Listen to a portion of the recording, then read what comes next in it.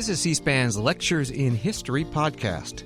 This week, former Defense Secretary Donald Rumsfeld on the Bush Doctrine, compassionate conservatism, and the war on terror.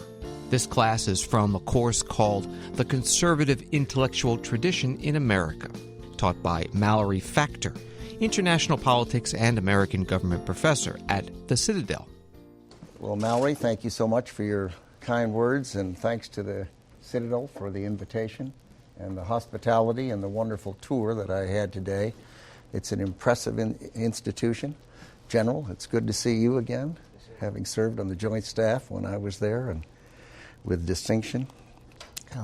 It's a fine service to have this class on the conservative intellectual tradition in America. I'm delighted to participate in the program with so many friends and associates of mine over many decades. I turn 80 in a couple of months, and I'm told that if you multiply that by 3 and subtract it from 2012, it takes you right back to the beginning of the country, which suggests that I have lived 1/3 of the history of America. That suggests that I have probably also lived roughly 1/3 of the conservative intellectual tradition in America. Now that either means that we have a very young country, or I am very old, or both. As Mallory said, I spent 4 years writing my memoir, and part of that time was taking a large 80-year-long archive and digitizing a good portion of it, and we established a website to support the book. And therefore, if you go into the book and read a paragraph, you can actually go to the endnote and pull up the entire memo that paragraph came out of. And I'm told it's probably the first political memoir of the information age. You know, back in the old days, we couldn't do all that. It just wasn't possible, and today it is. You've had some very fine talent conservatives here: Al Regnery, Michael Marone, Ed Meese, Dave Keene, Doug Feith, who I worked with closely, my old friend Art Laffer, and others. I wish I could have been here to hear their comments and their presentations. I think the unfortunate thing is that had this class been held not too many years ago, you would have had the benefit of hearing from some of the giants like Dr. Milton Friedman and Bill Buckley and other friends of mine who I worked with over the years. In fact, it was Milton Friedman who met with me in Chicago at a conference and we talked about the concept of the all-volunteer army in the 1960s. And he urged me, I was a young congressman, he urged me to put in legislation that would have our country move from a conscript system to an all-volunteer military. And there were very strong arguments against it. And people said, oh, that would be a mercenary military. And of course, what was happening in those days is we did have a draft system, and people were told they had to serve. But it was only a fraction of the people. Women did not have to serve. Teachers did not have to serve. Students did not have to serve. Conscientious objectors did not have to serve. And it was just a segment of the society that was told that they were going to be the ones to serve. And by the way, the government was going to pay them about 50, 60, 70% of what the civilian manpower market was. And Milton Friedman found that offensive. And I did, in fact, put in legislation and testified before the House and Senate Armed Services Committee on the legislation, and eventually, thanks to President Richard Nixon, it became law, and the United States shifted to a different system, which has really been a great benefit to our country. There's no question but that the armed forces today, the men and women, every single person's there because they want to be there. They raised their hands and said, "Send me." And God bless them for it. But it was that concept of Milton Friedman's that he pushed early on. Of course, the flip side of that is that I also was involved in something that was quite apart from a conservative tradition. Richard Nixon went up to Camp David back in 1970, I guess. And when he came back down, he had decided to impose wage price controls on America.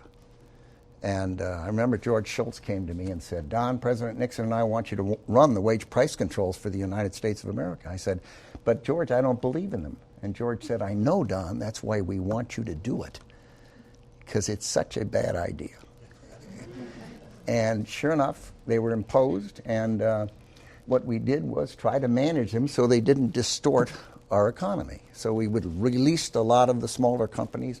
We had the larger companies report and tried to manage them so that we did not disrupt the market system. One day I got a call from my friend Milton Friedman. He said, Don, you are doing a terrible job managing the wage price controls of the United States. I said, you're wrong, Milton. I'm doing a spectacular job. We are letting people out, so we're not distorting the economy. And we have no permanent employees. Every person we hired was detailed over so that we could move them out. We didn't create a permanent bureaucracy. And Milton said, I know that's what you're doing. But he said, the problem is you were doing such a good job that people are going to get the wrong message and begin to believe that wage price controls actually work, which you and I know they don't. And that was the other side of the conservative tradition. It's argued, of course, that the modern political conservatism was launched by Bill Buckley and Barry Goldwater. There's no question but that it has done an enormous amount of good for people. With President Reagan at the helm, we saw conservatism brought down the Soviet Union in large measure and communism. It's helped spread freedom to places like Eastern Europe. Its free market policies have been a major cause for the stunning economic growth in our country and other countries as well, like Chile, South Korea, Japan, to mention a few. I remember the first time I met Bill Buckley, I was called back as ambassador to NATO to Washington when Gerald Ford became president to chair his transition. And he'd never been elected president or vice president. No one knew him around the world. I'd been ambassador and had contacts in Europe, and he said, look, there's a conference going on in Izmir, Turkey, and I want you to go there and explain to people who Gerald Ford is and what our policies are going to be, and that Dr. Kissinger is going to be continuing as Secretary of State, and kind of be reassuring. And the name of the conference was just the opposite of the conservative tradition, supposedly. It was the Bilderberg Conference. And I went there to Izmir, Turkey, walked in, looked around, didn't see too many people I knew, looked in the back in the middle, and there was Bill Buckley. And I said, oh my goodness, and I went and sat with him. And he introduced me to a woman sitting next to him who I'd never met. And we talked. It turned out that the woman sitting next to him was a young British parliamentarian named Margaret Thatcher, who played a role in the conservative tradition.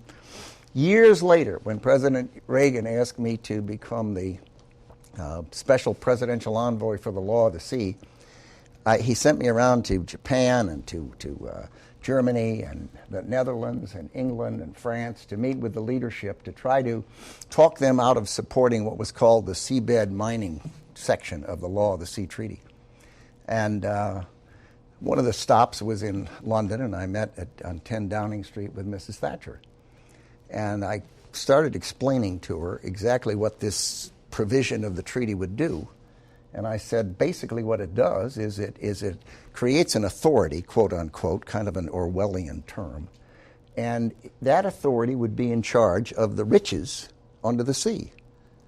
And President Reagan wants me to persuade you, if you will, to be supportive of his position that he's not going to sign that treaty because he doesn't think it's a good thing for the country or the world.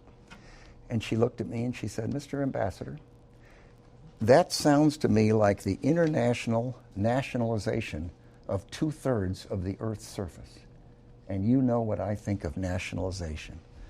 And she had been dismantling the nationalized industries in England and was very supportive. In any event, I'm very pleased to be here. This is a terrific institution. It's a symbol of service throughout many decades now, and I thank each of you for your patriotism and your dedication. First, let me make a couple of comments about things I'm not going to talk much about. The first time I heard the phrase compassionate conservatism, it was a friend of mine named Joe Jacobs. He wrote a book titled Compassionate Conservative. And he was a conservative, and he was compassionate, and he described that concept. This was back, I suppose, in the late 1970s.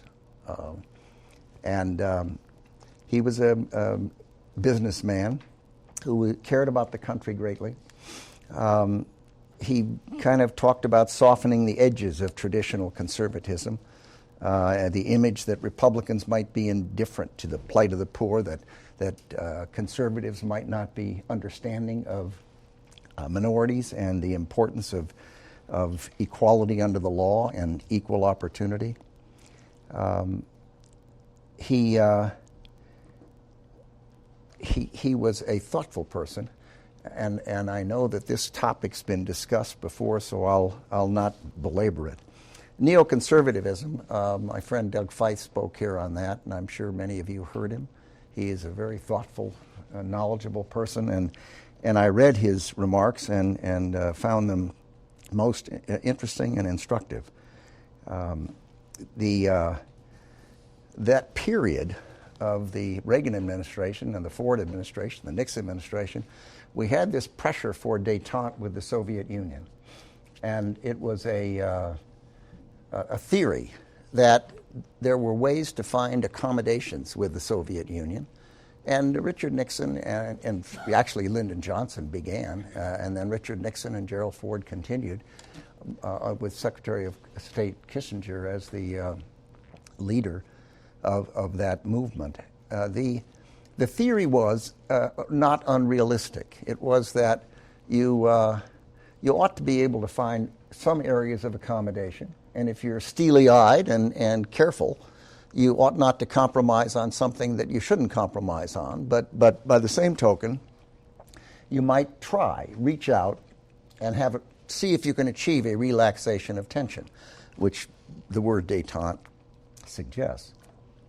The problem with it was that the Soviet Union at the time was increasing its capabilities and was on an uptrend. The United States was decreasing its capabilities on a relative basis, and were moving into roughly a band of rough equivalence, where they were superior in some areas, we were superior in some areas. I don't know any American military person who wanted to trade our military for theirs, but the trend lines were wrong. They were adverse to our interests, without question.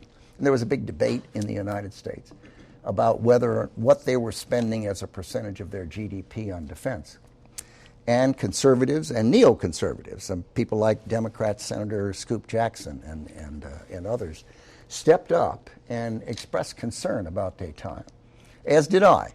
My concern was a different one. It was clear to me that we simply had to reverse the adverse trend. We had to invest in our military if we were going to have peace through strength and have the kinds of deterrent capability that was necessary for our country to be able to contribute to peace and stability in the world. And the problem with détente was they had all these pictures of our presidents and the general secretaries of the Communist Party toasting each other with champagne glasses for agreements that were not really terribly important in the last analysis. But it left the impression that, well, the Soviets really weren't bad. They were not bad. They were kind of okay because we could have meetings and have meals and clink our champagne glasses. And the effect of that was to erode any interest in improving our defense capabilities, to erode our willingness to step up and put a higher percentage of our GDP into defense. When I came to Washington and out of the Navy in 1957, the Eisenhower administration, we were spending 10% of our gross domestic product on defense. Same thing was true in the Kennedy administration, the Johnson administration, and today I think we're spending about 4.5 or 4.6% of our GDP. So anyone who suggests that the debt that we're facing and the the crushing deficits are a result of the Pentagon or the Defense Department are simply not looking at the facts, because it's all in entitlements, because we've actually, as a share of GDP, we're in half of where we were back in the 50s, 60s, and in that period. In any event, the work was put in, and during the end of the Ford administration, and thanks to the later the Reagan administration, the kinds of investment that were needed were actually achieved, although the 4 years of the Carter administration actually reduced defense capability during that period. A third thing I'm not going to get into extensively is libertarianism. I guess we all wish we could live in a world where we could all be libertarians and have a small federal government, but unfortunately that's not the kind of a world we live in, because the first responsibility of government is to provide for the security of the people. And we live in a world that's dangerous. We live in a world where weakness is provocative. We live in a world where the idea of another country providing global leadership forces one to say, well, which country do we want to do that, if not the United States? And that's tough to answer. You look around the world, and there are relatively few countries that think like we do, that have the same values, that have the same capabilities that we do. And so I think most conservatives agree on the need for smaller government, less taxes, less regulation, and separating private lives from government. But many of us disagree on the subject of foreign policy. I simply do not believe that the idea of some form of isolationism is a realistic thing in the world we live in today. I was speaking at Leavenworth the other day to, I think, 1,400 plus majors, and I suppose some lieutenant colonels, and they asked me, what do you worry about when you go to bed at night? And I remember I was asked that question by a senator from Kansas when I was being confirmed for the Pentagon back in 2001, and my answer was, in effect, intelligence. It's a complicated world. There are closed societies. There's a lot we don't know, and it's a dangerous world, and I worry about intelligence. I didn't answer that question that way at Leavenworth the other day. I answered it differently, and it goes right to this point of our country's, I believe, responsibility to contribute to peace and stability in the world. I answered by saying I worry about weakness on our part. I worry about our withdrawal. I worry about our management of our economic affairs. No one thing specific. I could have said Korea, I could have said Iran, I could have said terrorism, I could have said any number of things. But I said what I really worry about is a sense in the world that the United States is withdrawing, that we're less willing to contribute to peace and stability. Because if you believe, as I do, that weakness is provocative, that it is strength that preserves the peace, then a weakness causes people to think about doing things they wouldn't even think about doing if they saw the United States behaving in a way that suggested we were not withdrawing, but that we were there, around, capable, not the policeman for the world, not the nation builder for other countries, but the country that was there and willing to contribute to peace and stability. The few things I will touch on. As Mallory said, I'm going to talk a bit about the age of terrorism, the Iraq War, the freedom agenda that's been discussed, the challenges of fighting a war, the first war in history in the information age, and lawfare, and also a few comments about the inadequacy of our institutions, our domestic institutions as well as our international institutions. First, the age of terrorism. My first experience with that was when President Reagan asked me to be Middle East envoy after 241 Marines and Navy corpsmen were killed in Beirut at the airport. And you'll recall a truck loaded with explosives drove into the barracks where the Marines and the Navy corpsmen were billeted and blew it up. And we put some forces in along with 2 or 3 other countries. and things were not going well. And I got a call from George Shultz and President Reagan asking me to leave the company. I was running a pharmaceutical company at the time, and to leave that and help out. So I did. And it was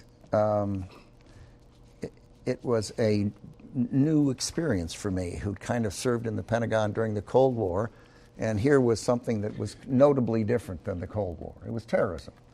And I remember at that time, people were writing books and giving lectures about the end of history, if you remember that.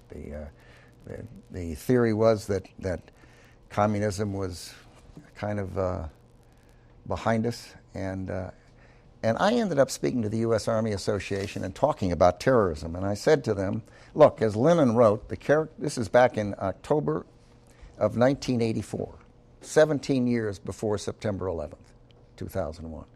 And I said, first, as Lenin wrote with characteristic terseness, the purpose of terrorism is to terrorize. It's not to kill people, it's to terrorize them. It's to alter their behavior. It's a technique. Terrorism is growing, I said, in the 30 days ending last week. This is 17 years before 2001. In the 30 days ending last week, it's estimated that there were 37 terrorist attacks by 13 different organizations against the property of citizens of 20 different countries. This is 1984. And I pointed out that terrorism is not the random work of isolated madmen. Rather, it's state-sponsored by nations using it as a central element of their foreign policy.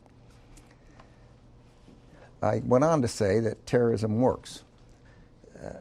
My point was that a single attack by a small, weak element, not even a nation, maybe an entity of some kind, a network, a terrorist attack by a small, weak nation entity, by influencing public opinion and morale, can alter the behavior of great nations and force tribute from wealthy nations.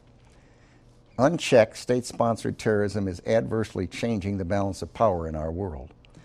And I went on and I said that while security is important, terrorists can attack any time, any place, using any technique.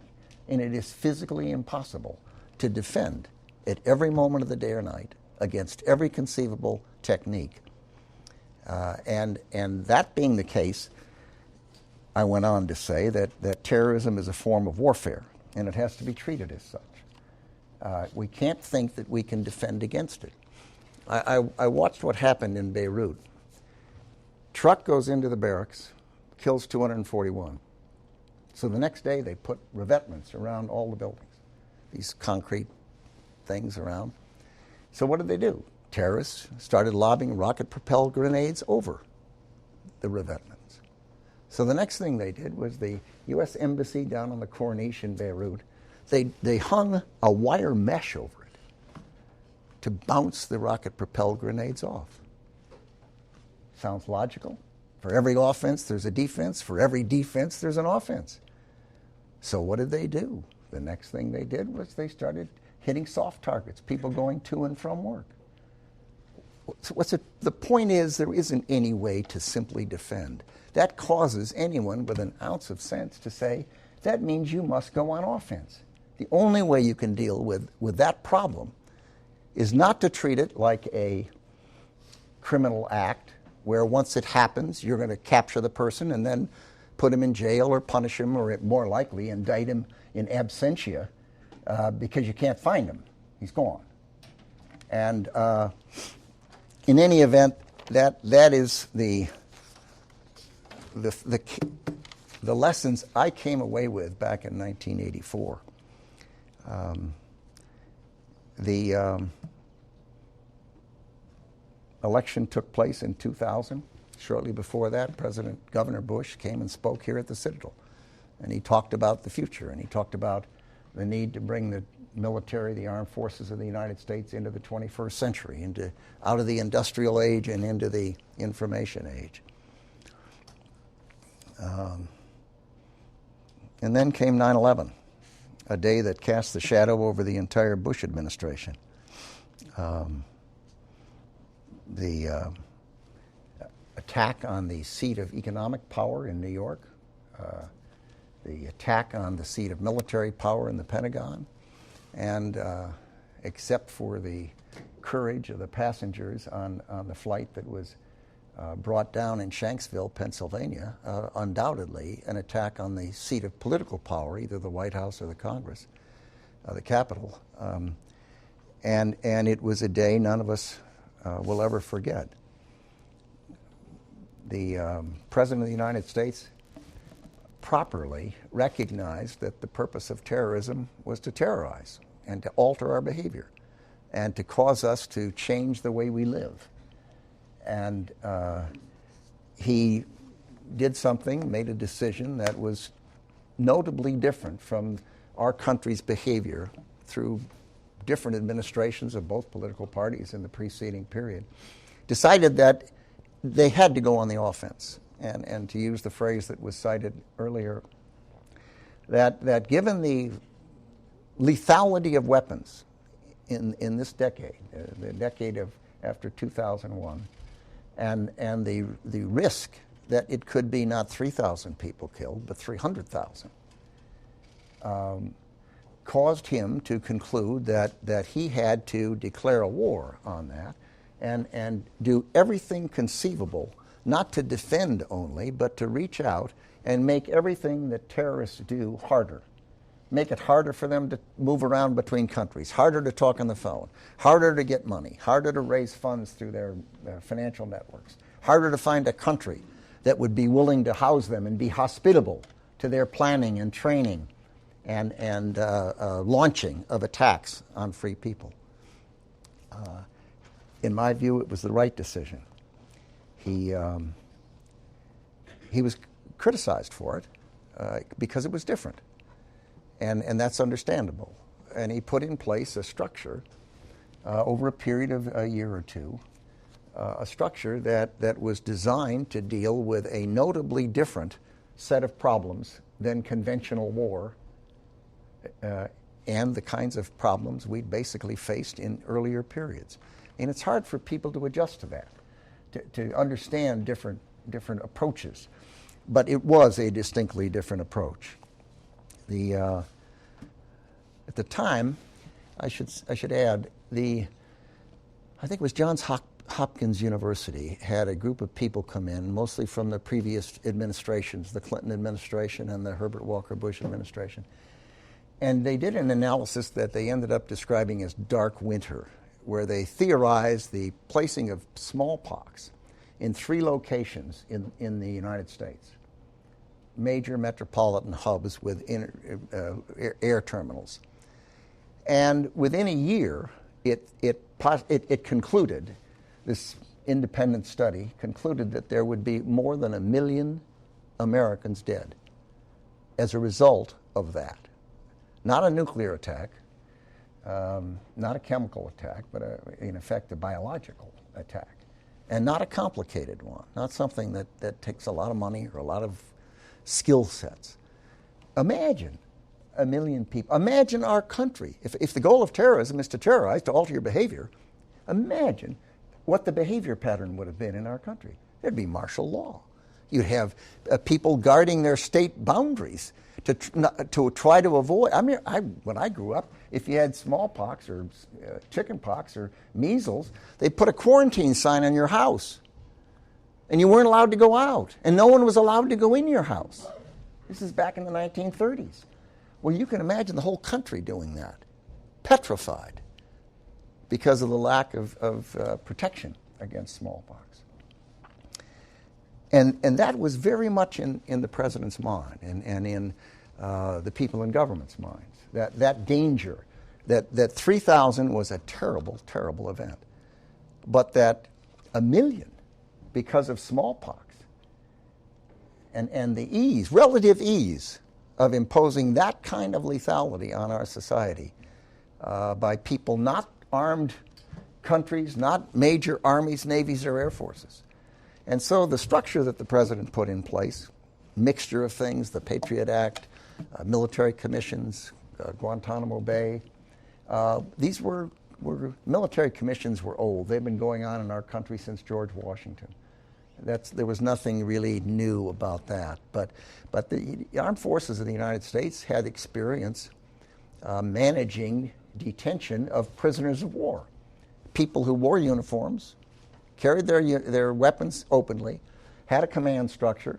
All they had to say was their name, rank, and serial number, and then they could not give you any additional information, nor could you get any additional information unless they decided they wanted to give it to you. That was what the armed forces was organized and trained and equipped to do. We were not organized, trained, or equipped to deal with the terrorists, nor in an environment where the lethality, as Dark Winter suggested, was as grave for our country. So everyone was dealing with a new circumstance, as was the president. The president made a decision to go after the terrorists in Afghanistan, and we put together a plan with the Central Intelligence Agency where with a very small number of U.S. military forces and a very small number of CIA people and a lot of assistance, supplies going to the Northern Alliance and some militias in the South, were able to defeat the Taliban government of Afghanistan in a matter of weeks. They'd had a civil war. Here's a country that's landlocked, poor, large illiteracy, had a drought, had 10 or 12 years of Soviet occupation, every conceivable problem you can imagine. Had a civil war going on for years with the Northern Alliance trying to fight against the Taliban.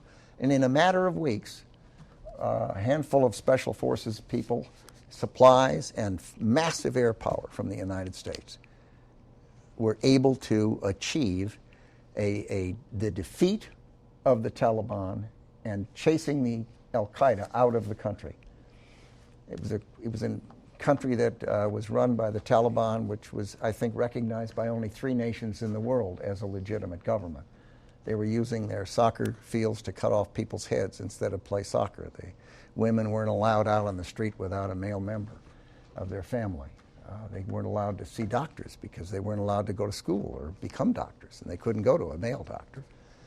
It was a terrible situation in the country, and I remember shortly after we went into Afghanistan, and I had to go around to the neighboring countries and try to find support for our basing and overflight rights and various types of assistance. I went to Oman, and there's a sultan named Qaboos in Oman, and he was at the time not in the capital. He was out in a tent meeting with his constituents, and it must have been 140 degrees in the tent. He sat there just as cool as he could be, and we were perspiring through 3 layers of clothes. And he looked at me and he said something to the effect, he was British trained, spoke English perfectly, and he said something to the effect that 9/11 may very well be a blessing in disguise, as terrible as it was. And I said, in what sense? He said, well, it may just be the wake-up call for your country and the world that we will take actions and work together in a way that will prevent not 3,000, but 300,000 or 3 million dead because of the use of more powerful and more lethal weapons. The concept of anticipatory self-defense was mentioned, or preemption. We've always, as we know, have respected other people's borders and have every country had the right to do what it needed to do within its own country, but so did the other countries, the neighboring countries. With the advent of these lethal weapons of mass destruction, the idea of waiting until you're attacked to defend yourself is one thing if someone's going to come across your border with conventional force. It's quite another thing if you're going to be attacked with the weapons of that lethality. And you don't have the option, really, to wait until you're attacked, as had been previously the case when the worry was a ground forces or a bomb or a conventional weapon of some kind. That caused the president to fashion what became known as a Bush Doctrine in part, of anticipatory self-defense. The realization, I should say, that in fact, if you wait, it's too late. And that is a hard thing, particularly given the unevenness of intelligence and the difficulty of the intelligence gatherer's task.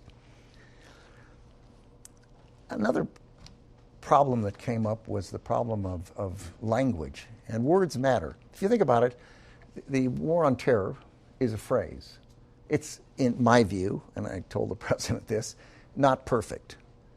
First of all, if you say war, it sounds like you are going to win this with bullets, and that it's conventional, and that it's the problem for the Department of Defense, when in fact it is something quite different, and it's not going to be won with bullets. It's much more like the Cold War. It's much more a battle of ideology and a competition of ideas, and it's going to take all elements of national power. And therefore I argued that war on terror might mislead people, in a sense, and might cause people to expect things that aren't realistic. And I struggled with trying to come up with a better alternative, and I failed. I thought about a struggle against violent extremists and different ways of trying to do it, and the president stuck with war on terror, and that's what it's still called largely today. The other problem is the unwillingness to identify the enemy. If you think about it, in the Cold War, communism was identified. We pinned the tail on the donkey. We talked about it. We said what it did, how it didn't work, how command economies were inefficient, how unfree political systems were not the kind of systems that unleashed human energy and creativity. And over time, communism was largely left, as I guess President Reagan said, in the ash bins of history, and a little bit left in Cuba, a little bit left in North Korea, but not much else.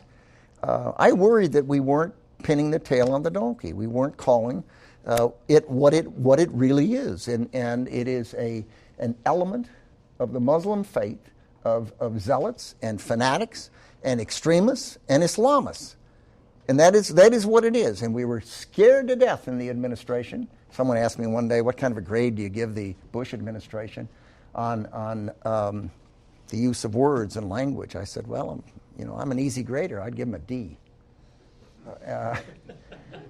I said, give us a D, I meant. But why? Well, everyone was very nervous about being seen as anti-religion.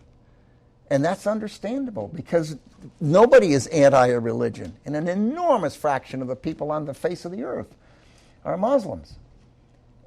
But if the fact is that it is a small strain of Islamists and Salafists in that religion that are the extremists and are causing the problem and training people to go out and kill innocent men, women, and children, then we make, in my view, a terrible mistake by not saying it, by not elevating it and calling it what it is.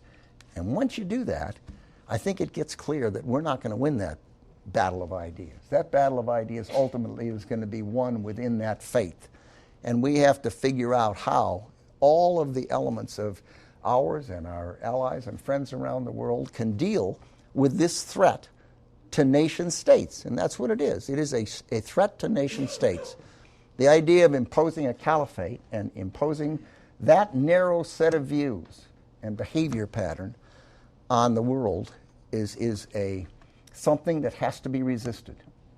And the use of force, the training of people to go out and kill innocent men, women, and children to achieve that is something that has to be resisted. And I don't believe you achieve that unless you say what it is, identify it, and find ways to help others in that faith who don't believe that. The overwhelming majority of people in that faith that don't believe it. Find ways to help them battle it within their religion, in my view, is probably the only way it's going to change. I've mentioned anticipatory self-defense. Let me mention the freedom agenda. President Bush, in his second inaugural address, said, "America's vital interests and our deepest beliefs are now one. From the day of our founding, we've proclaimed that every man and woman on earth has rights and dignity and matchless value because they bear the image of the maker of heaven and earth. Across the generations, we have proclaimed the imperative of self-government because no one is fit to be a master and no one deserves to be a slave. Advancing these ideals is the mission that created our nation. It is the honorable achievement of our fathers. Now it is the urgent requirement of our nation's security and the calling of our time. So it is the policy of the United States to seek and support the growth of democratic movements and institutions in every nation and culture with the ultimate goal of ending tyranny in our world," unquote.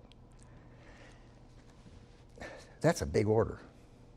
That is a very big order. And some people thought that frequently the word freedom was was interchanged with the word democracy. And in my view, when the word democracy is used in the world, or outside of our country, the risk is that people think of the United States, and they think of this template, and they think that our template of democracy is what we are trying to impose on the rest of the world. And people don't like to have our template imposed on them. They know they have different cultures, they have different histories, they have different neighbors, they have different circumstances. And the use of that word, I kept trying to get within the administration the use of the word freer political systems and freer economic systems as a something that was moving in the direction that the president's quote properly says. I mean, we know that the world is a better place. If you look down from Mars on Earth, the countries that are doing the best for their people are the countries that have the freer political systems and the freer economic systems. And they are the countries that tend not to try to impose their will on their neighbors. Let me give you a few examples of this. Uzbekistan, back in 2005. There was a prison break. I'd gone to Uzbekistan, met with Karimov. He was a Politburo member in the old Soviet Union, and he was no Democrat, to be sure. He was an authoritarian post-Soviet leader. And he had a terrorism problem in his country.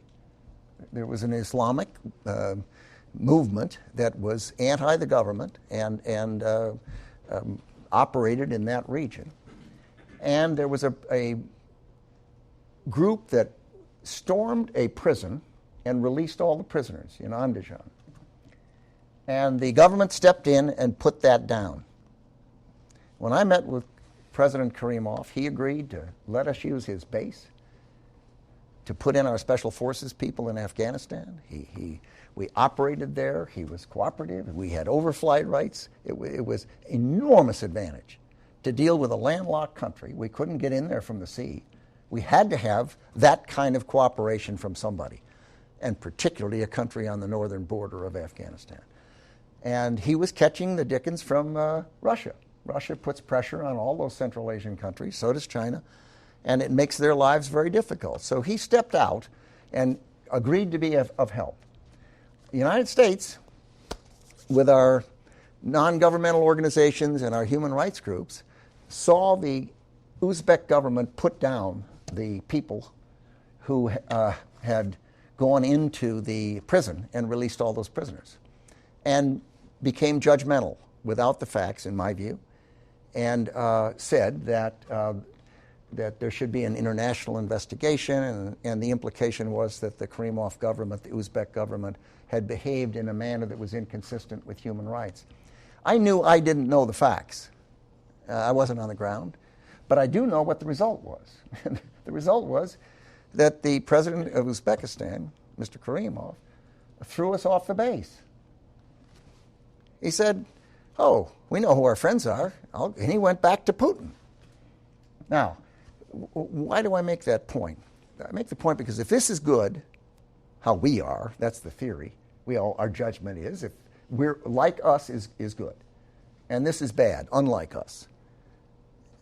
My theory is if someone is on the spectrum and they may be over in the bad side, not the good side. But they're coming the right way. They're moving in the right direction. They're improving human rights. They're moving towards freer political or freer economic systems or both.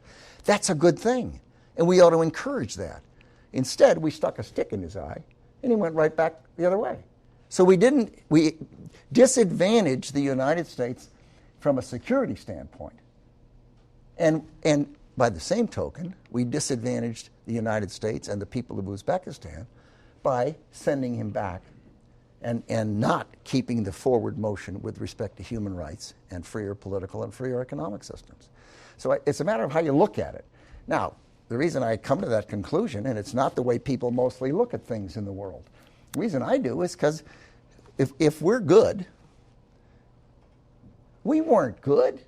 Think of our country. Think of what we went through. We had slaves into the 1800s. Women didn't vote into the 1900s. We had a civil war. We killed hundreds of thousands of human beings. A terrible, terrible civil war. We didn't arrive this way. We're still evolving. And those countries are evolving. And they don't go from a dictatorial system to a free system in 5 minutes. It's a tough journey. It's a very tough journey. It was a tough journey for this country. And we've made enormous progress. We did the same thing with Pakistan. Musharraf stepped up, supported us, and the war on terror. He was very effective in scooping up terrorists in the cities of Pakistan. Not any good much at all in the federally administered tribal area. He sent his people in, got a couple hundred people killed in his army, trying to get in there. They've never controlled that part of the thing. The border between Pakistan and Afghanistan is wide open. And our State Department decided that it's important for Musharraf to go to work in civilian clothes instead of in his army uniform. Because, our president goes to work in civilian clothes. Why shouldn't everyone else? And so they pointed a finger, told him he should get out of the army. He did, and he got thrown out of the country. And the civilian government that came in is weaker, less helpful, and we run the risk of a failed state in Pakistan with nuclear weapons. So it seems to me we have to use judgment and balance and not expect perfection and not expect other countries to be like we are, because we weren't like we are over much of our history. It is just a fact. So I look to see which direction a country is moving and hope that they're moving in a good direction. A war in the information age. Afghanistan was the first war in Iraq that were waged in the 21st century, the information age. Enormous contrast from World War II or Korea. Blackberries, iPhones, YouTubes, all bearing images instantaneously around the world. Think of it. It changes everything. And people are amazing human beings. We adjust and we accommodate and we learn to absorb things. And I grew up where there was no television, and suddenly there was television, and it changed things. But people adjusted to it, and now we have all of these other things. 24-hour news. We still have a government that's basically an 8-hour-a-day government, 5 days a week. And we haven't adjusted to the information age. And at any given moment of the day or night, something's going on in the world that makes a difference to the United States of America. I'll give you one example. There was a report that a Koran had been flushed down a toilet at Guantanamo Bay. And there were riots in 3 countries, and people were killed, dead, gone. Now, a lie can race around the world in 30 seconds. And while the truth, as I think Mark Twain said, the truth is still pulling its boots on. And what do you have to do? You have to find out, did that happen? We can't lie. Terrorists can lie. They have media committees, terrorists do. They sit down and plan media things so that they can have events that advantage them in the world by using the free press and the media. We can't do that, and we don't. But what happened? Well, people died. And weeks later, Newsweek magazine that had carried the report that the Koran had been flushed down the toilet at Guantanamo found out the truth, and the truth was it hadn't. It had not happened. It did not exist. And they ran a little thing in Newsweek that said, to the extent our article was inaccurate, we're sorry. Well, sorry, they're dead. I mean, the basic lead in the news business is if it bleeds, it leads. And General Casey, he tried to get some positive news stories in Iraq, and the papers weren't carrying positive stories. Where they were putting generators in hospitals and generators in schools, and the stock market was open, and they had a lot of free press. And so he said, my gosh, there ought to be some stories. So he hired some people to write accurate stories, not lies, accurate stories, got them in the press. Once it was found out in the United States that was going on, the Congress went crazy. He shouldn't be doing that. That's a violation of freedom of the speech. And bango, it stopped. We could no longer put accurate stories in. I bet if I asked the people in the United States of America to do a poll, how many people were waterboarded at Guantanamo, the answer would be, some people would say, probably 100, 200. Others would say 10, 15. Others might say, I think I read 3, might have been. The answer is none. 0. Not a single human being was waterboarded by the U.S. Armed Forces in Guantanamo or anywhere else, to my knowledge, for the purposes of interrogation. The CIA did waterboard 3 people. But think of how that's all been conflated, and think of what the general opinion in the America is about waterboarding and about the at Guantanamo Bay, which is, in my view, one of the truly impressive prison systems in the world. Zawahiri once said, quote, more than half of this battle is taking place in the battlefield of the media. We are in the media battle in a race for the hearts and minds of Muslims. Lawfare, briefly. What is it? What's happening is that increasingly lawyers and prosecutors are using the concept of universal jurisdiction to file lawsuits against U.S. government officials and military personnel. They're putting American officials and intelligence officials at risk of legal action in an attempt to intimidate them and their families to alter the behavior of theirs and of our countries. It is, in effect, an attempt to criminalize policy differences. It's a trend that threatens to subordinate the American people, their elected leaders' actions, as well as the U.S. military, to foreign courts and rogue prosecutors. This is a sizable threat to American sovereignty. I'll give you one example. I was at a NATO meeting in Brussels, and I read in the paper that the Belgian legislature's parliament had passed a law that allowed anyone in the U.S. military to be prosecuted in foreign courts. And I thought, well, my goodness, that means we can't have military people go to Belgium, where NATO is. If any rogue prosecutor can decide he wants to enhance his public image, he can file a lawsuit, which he did against General Franks, as I recall. So I called in the defense minister of Belgium, and not being a diplomat, I was not very diplomatic. And I explained that NATO didn't have to be in Belgium, and that we didn't have to be in Belgium. And within a matter of weeks, the legislation was defeated, nullified, withdrawn, and it stopped. But it happens all over the world. And my view is it's a danger, particularly not just for us, but for the world.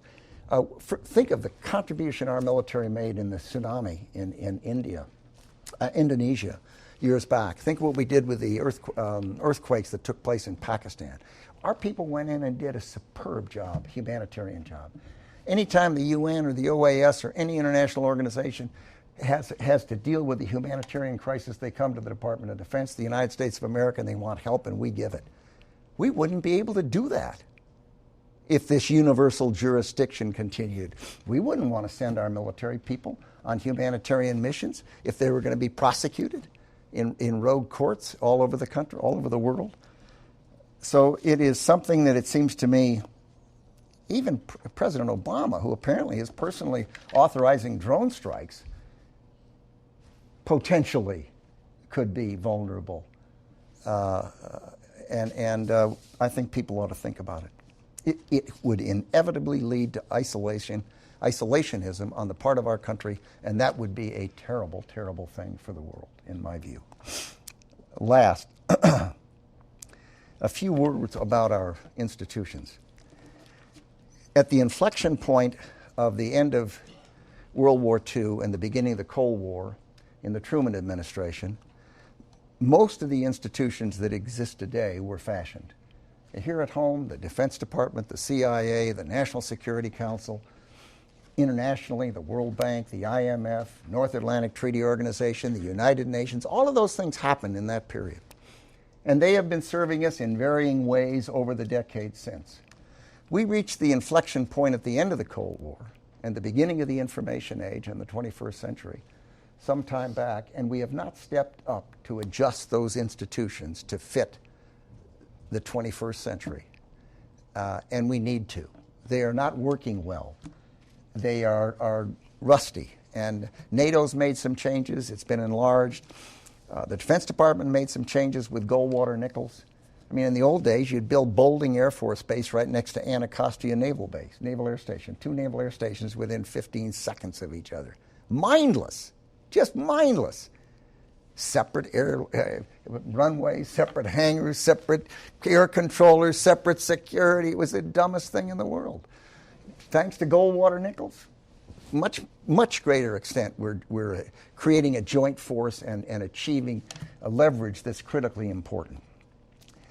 I think there ought to be a new Hoover Commission, as there was, I think, in the 40s or 50s, to look at these institutions and make recommendations.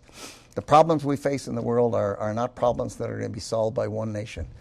Problems like proliferation of weapons of mass destruction, piracy, drug trafficking. It's going to take us working with other countries and the current institutions, the UN with its vetoes, NATO basically oriented internally rather than externally, and the problems aren't internal today, they're external. Last, I was in college in 1954, and Adlai Stevenson, no conservative, gave a speech to my senior class, and he said the following.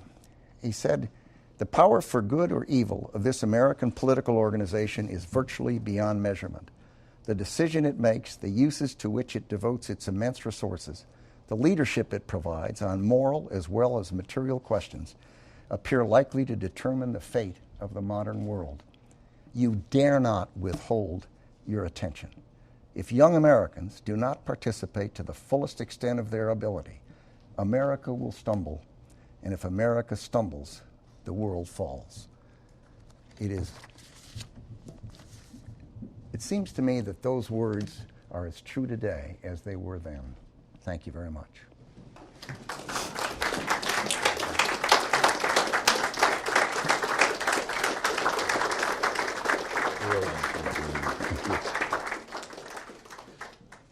We'll be right back with a discussion and some questions and answers.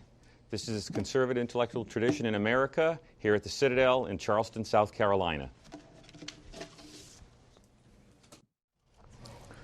We're here at the Citadel in Charleston, South Carolina. We're back with Secretary Don Rumsfeld, and we're talking about the Bush Doctrine and the War on Terror. I'd like to start out by asking him, in what sense should the global military conflict with radical Islam be seen as a recapitulation of the Cold War?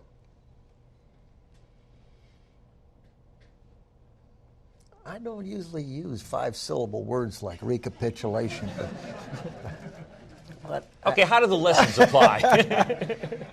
I think that there is a greater similarity to the struggle against violent extremists, the so-called War on Terror, a greater similarity between that and the Cold War than there is between World War I or World War II or Korea. Well, what are the lessons? How do they apply? One lesson, it seems to me, is that we have to recognize it's not going to be won with bullets. It's going to be won in a competition of ideas, an effort, not simply by the Department of Defense or people with weapons, but by all elements of national power, finding ways to get that battle to be fought within the Muslim faith. the overwhelming majority of the people who are Muslims in the world are not going to madrasas to learn how to strap on suicide vests and kill people. And they're not determined to reestablish a caliphate and to end the concept of nation states. They are people who are practicing their religion, but a small minority in there is. And the likelihood of non-Muslims to be able to persuade that group of extremists not to be extreme and to live within the nation state concept that our world has, it seems to me is small. I don't think we're going to win that from the outside of that faith. I think we've got to find ways to support people in that faith so that they, in fact, and it's risky, don't get me wrong. I mean, they get killed if they say the wrong thing, or if they do the wrong thing, or if they say things to authorities that are inconsistent with what the extremists want. They put their lives at risk and their families at risk. But I think in that sense, it is much more like the Cold War. Well, what lessons from the Cold War do not apply? How is it different? I just thought of one that does apply. Another one. We have to be patient. This isn't going to end with a signing ceremony on the USS Missouri. This isn't going to end in 2-3 years. It takes time. Cold War took decades, and we have to expect that this is going to take time.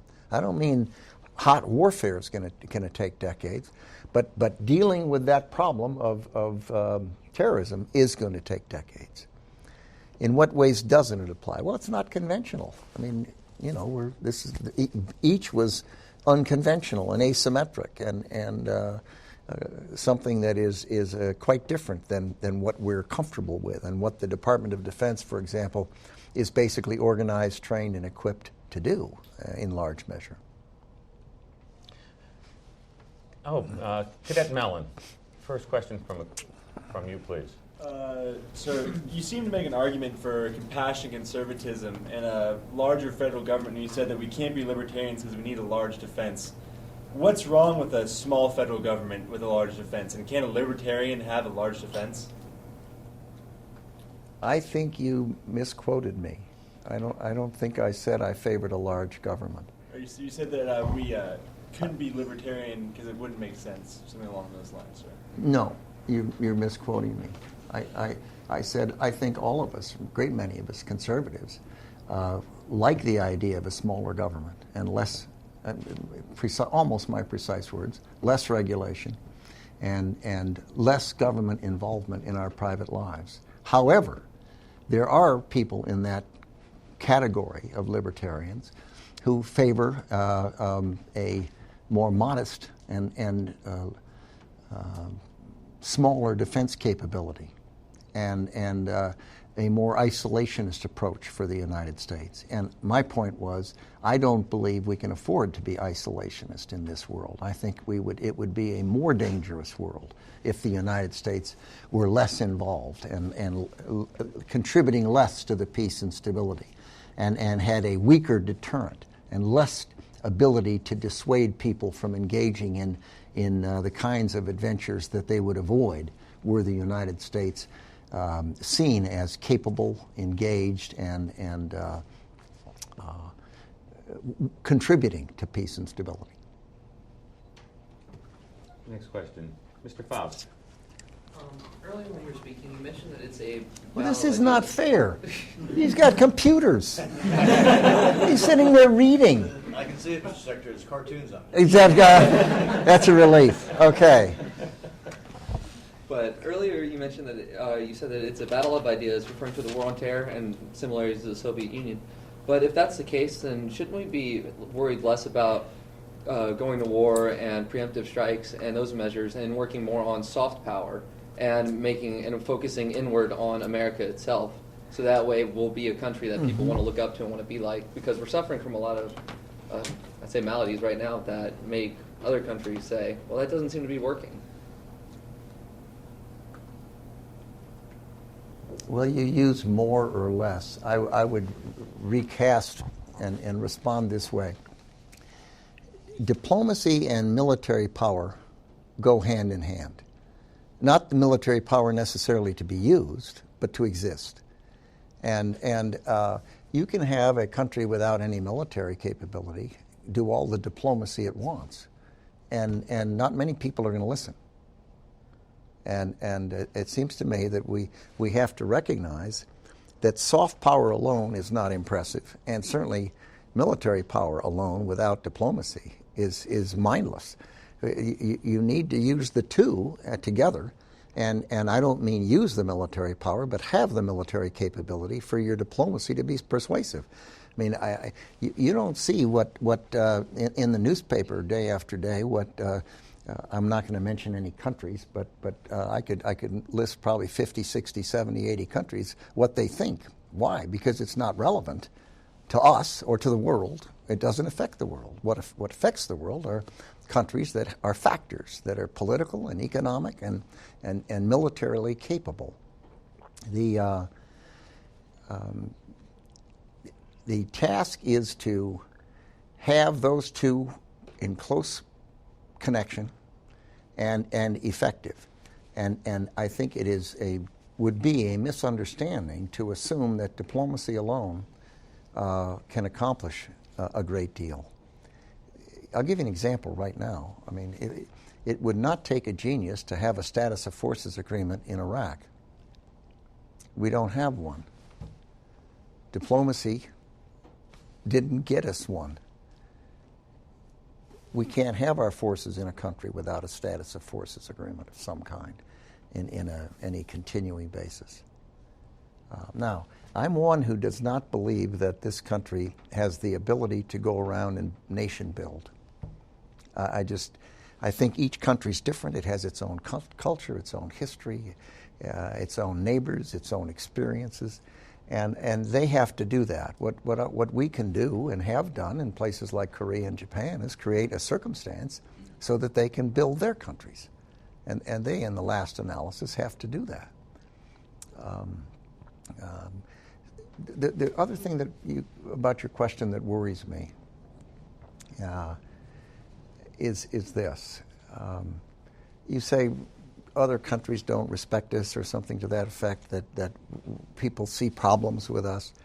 That's always been so. And the country that is the biggest, the most influential, the most economically powerful, whose movies or music or culture affect other countries, is always going to be criticized.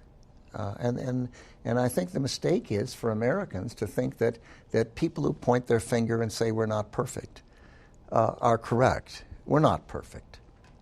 But the fact that every country doesn't love us or agree with everything we do ought not to be surprising, because there are very few countries in the world that are like us. We're bound to have values that are different.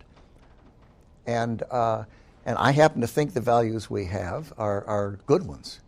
And let me give you this example. I have 2 titanium hips. And when I got them, I had to have a therapist come to the house and make me move my legs in a way that would be good for the new titanium hip.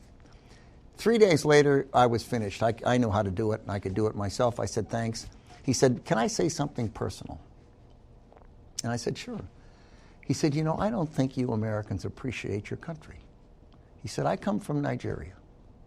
And if you go at 10 or 12 at night to the grass outside the American embassy, you'll see people sleeping on the grass lined up trying to come to your country. Why do they want to come to your country? Because your country is the land of opportunity. Your country is where people have an opportunity to improve their lives. And I think we ought to be careful about believing these people who contend that America is what's wrong with the world. It isn't. America is not what's wrong with the world. And if it were, you wouldn't see people lined up all across this globe trying to come here.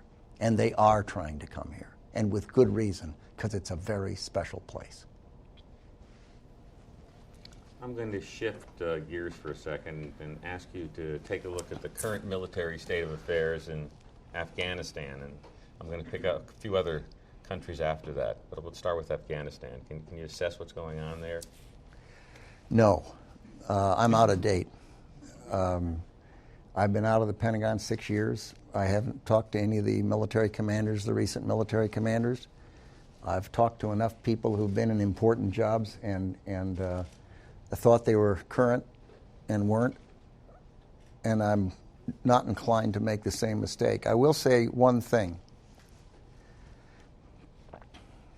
I described Afghanistan as a country that's landlocked, had a civil war, was occupied, was poor, illiterate, tribal.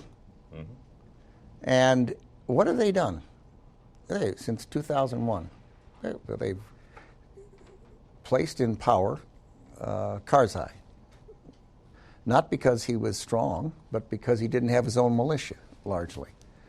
The other warlords kind of said, gee, at the Loya Jirga, the meeting to decide about this, let's make him the temporary one. That's easier than making one of the more powerful warlords the temporary leader of the country.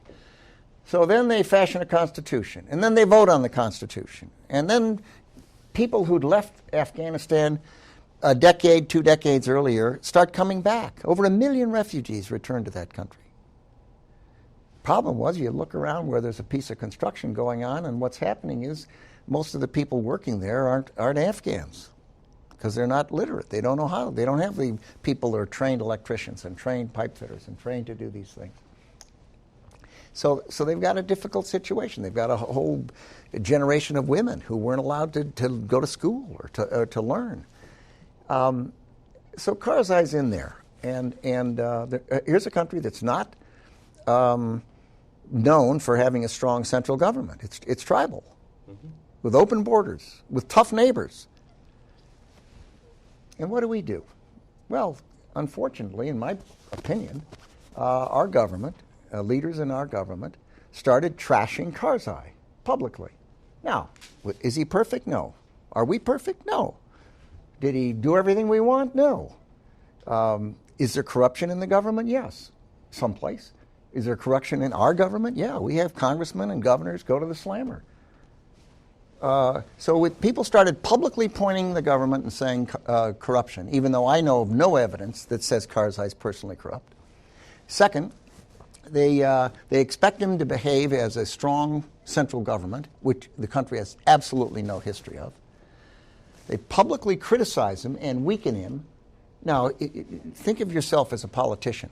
If some outsider is pointing his finger at you and criticizing you, as Mr. Holbrooke did, Ambassador Eikenberry did, mm-hmm. Vice President Biden did, all publicly criticized Karzai. Our Congress started doing it.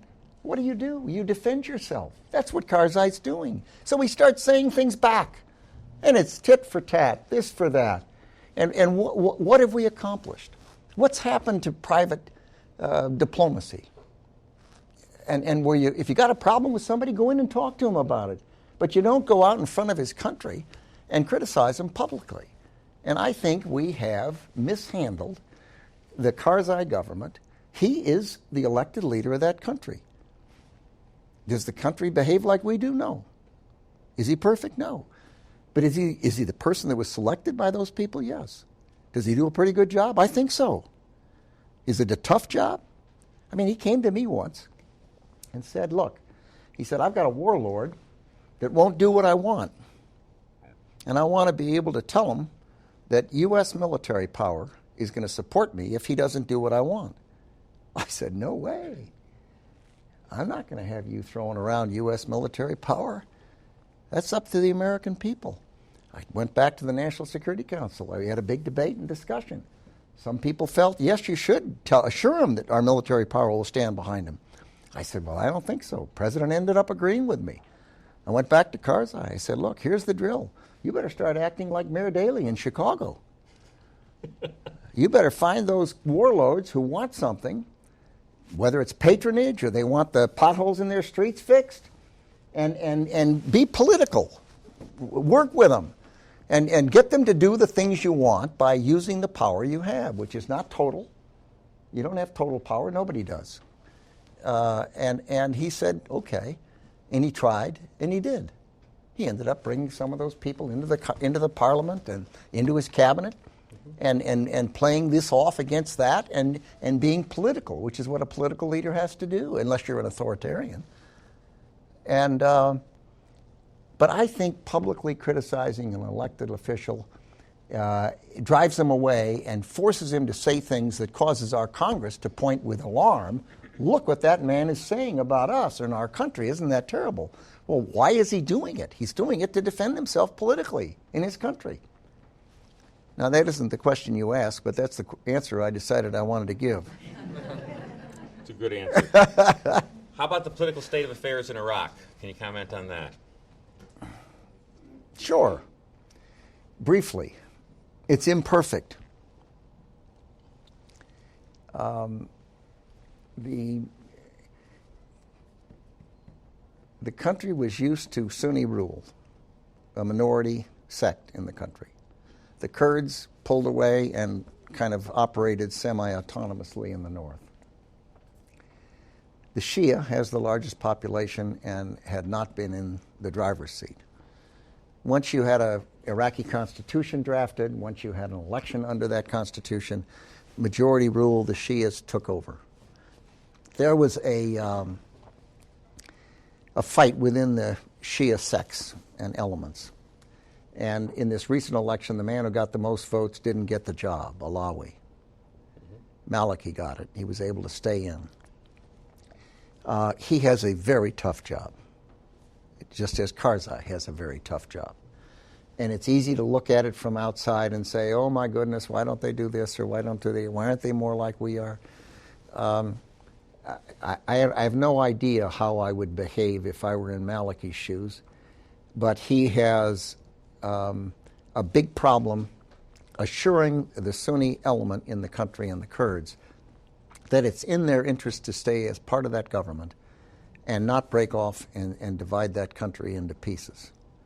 He has a big job keeping the Shia population, his group, from not asserting itself in a way that drives others away. He has a big job dealing with some elements within the Shia group that are largely influenced by Iran, Sadr and some of those people. He has a big job trying to maintain security in a country where the Iranian influence, military influence, and terrorist influence, and political influence, I should add, is a difficult situation for him. Some people criticize him for vacillation. Other people criticize him for failing to be as assertive. Some people are accusing him of being too assertive, and it's business as usual in politics. Everyone's got an opinion, and everyone's fussing at everyone else, and I think that it's not clear to me how it'll evolve in Iraq. We keep reporting that people are being killed, and it's true. We also keep reporting that in Chicago and New York and cities around America, people are being killed, and they are. And it's a shame. It's heartbreaking when people are killed, but it is not that journey they're on is not going to be smooth. It's a tough one, and how it will come out, I don't know. All I know is that at some point they're going to have to do it themselves, and we can't do it for them. Most of our people over there don't speak the languages. We don't know the cultures, and I used to say it's kind of like helping a child learn to ride a bike. You run behind them holding the seat, and then you go to 3 fingers, and then you go to 2 fingers, and then you go to 1 finger, and if you let go, they might fall, and they might. And if you don't let go, you're going to have a 40-year-old that can't ride a bike, and you can't ride it for them. At some point, they're going to have to ride it. And it is not a science; it's an art, figuring out when you go from 4 fingers to 3, and 3 to 2, and 2 to 1. And I don't know the answers, and I know I don't know the answers. Egypt. Big, important. The poorly handled by my standard. It's the, I don't know what it is, 60 million people or something. It's kind of the big anchor in the Arab world. It's the fountain of education for Arabs all over that part of the world. The with Nasser gone and Sadat in, they fashioned an arrangement with Israel.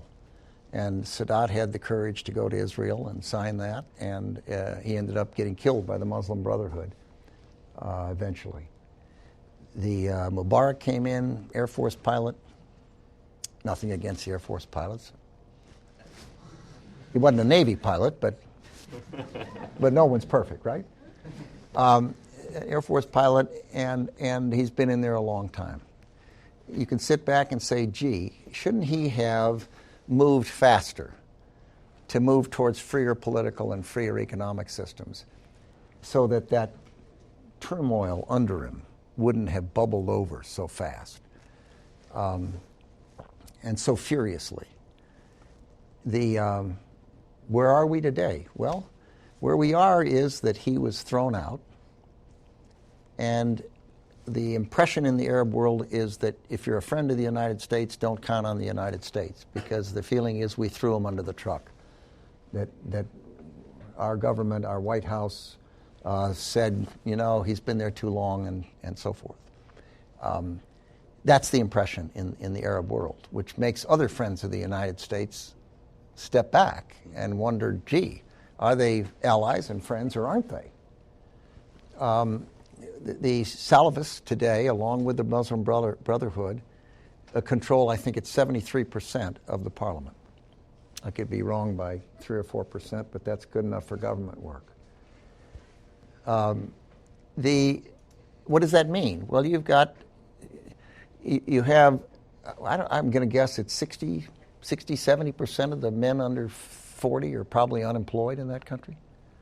And all of us, we see a revolution take place like that, and you can't help but think, isn't that fabulous? Isn't that wonderful? These people who have been denied, they don't have the kind of free political system and free economic systems where they're going to have jobs and opportunities and the ability to do things. And then you look at what's happened and who's in charge. It wasn't a bunch of young people looking for jobs. You've got 73% are on the extreme side in the parliament. What's the single most valuable thing right now, I will submit, is the U.S. military-to-military relationship with the Egyptian military. Now, that is not what you're going to read in the newspaper. But I would submit that decades-long interaction between our professional military, civilian-controlled, talented, capable. When I was at Nasser's funeral. Isn't that amazing? I was there with Robert Murphy, the diplomat among warriors, and John McCloy. And we walked in, we landed, and there were Soviet airplanes all at the airport. There were Soviet tanks and Soviet soldiers all over that country. This is 1970, plus or minus something. We went in and met with Sadat, who was the acting president. He was the vice president. And the briefing paper said he was a lightweight, that Nasser didn't like to have strong vice presidents around him. This fellow won't last 15 minutes. Sometimes I overstate for emphasis. That's probably not exactly what the briefing paper said, but something like that. We went in and met with him, and we came away enormously impressed that here was a man of parts, of substance, and guts. And he looked at us right in the eye and he said, look, I have no problem with the United States of America at all, except Israel. And within a year or two, all the Soviet tanks and airplanes and artillery pieces and soldiers were gone. Gutsy move.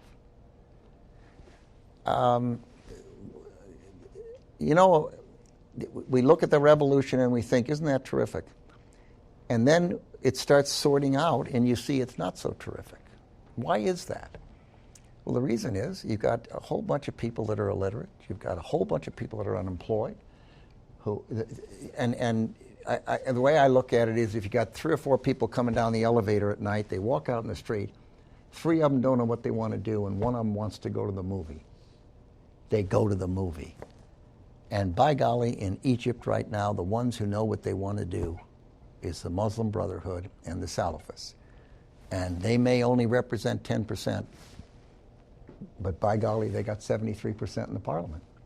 Why? Because they're tough, they're brutal, they know what they want, and the others are disorganized, haven't planned, aren't funded.